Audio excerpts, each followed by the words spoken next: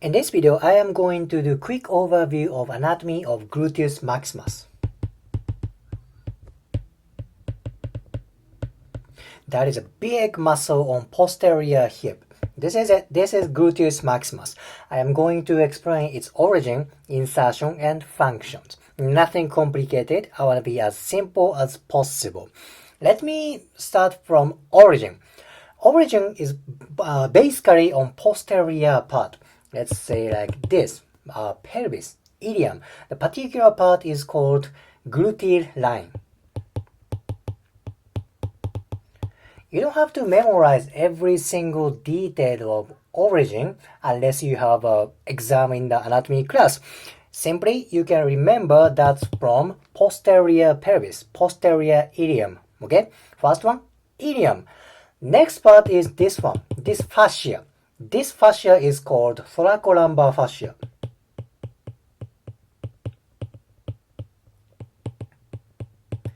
This is on backside of body, backside of the trunk. This fascia is important to maintain core stability.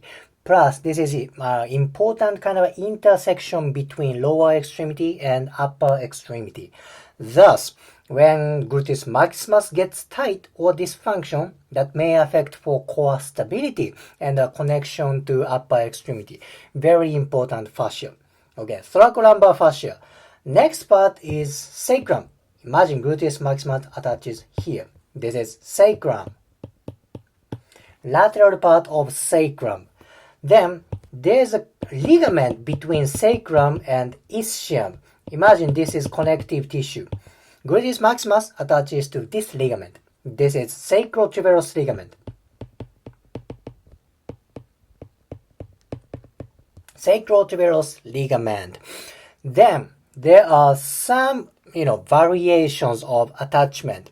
Some people's gluteus maximus attaches to ischium. Okay, then some people's gluteus maximus fuse with tensor fascia lata, which is on anterior part of hip. Okay, this is our variation. Sacrotuberous ligament and tensor fascia lata. This is pretty much origin.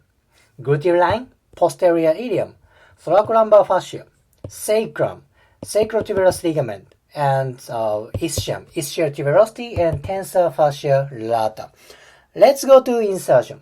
There are two attachments on the insertion part. First part is on femur. This is gluteal tuberosity.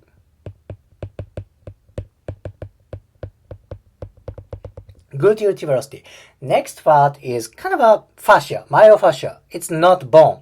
See, gluteus maximus goes to this way. It attaches to this white shiny part. This is iliotibial band. Iliotibial band. This is important place. I will explain why later. Anyhow, gluteal tuberosity and iliotibial band. Now let me explain its functions. Alright, there are numerous functions in gluteus maximus. Main function is hip extension. Very strong hip extensor in human body. Very, very strong muscle. Okay, extension and external rotation. External rotation. Then, because this muscle attaches to pelvis and core fascia, that can move pelvis. Which direction? That is posterior tilt. Posterior tilt of pelvis. Then there are a few more functions. That is hip abduction. Hip abduction. Actually, upper fiber does abduction. What about lower fiber? That does adduction.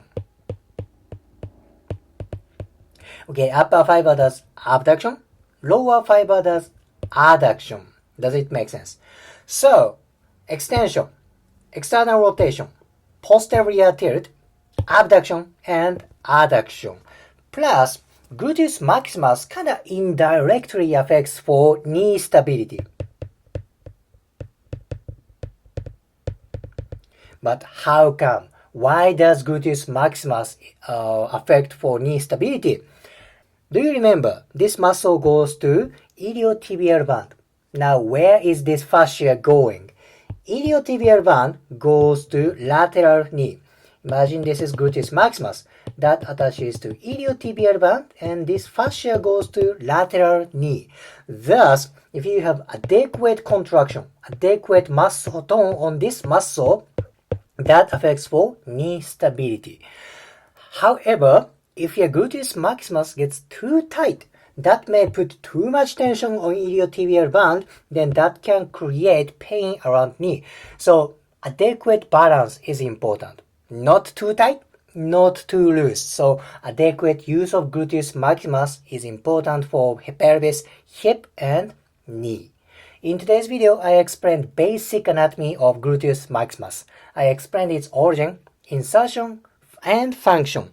If you liked today's video, please hit the like button, comment, and subscribe. See you next video.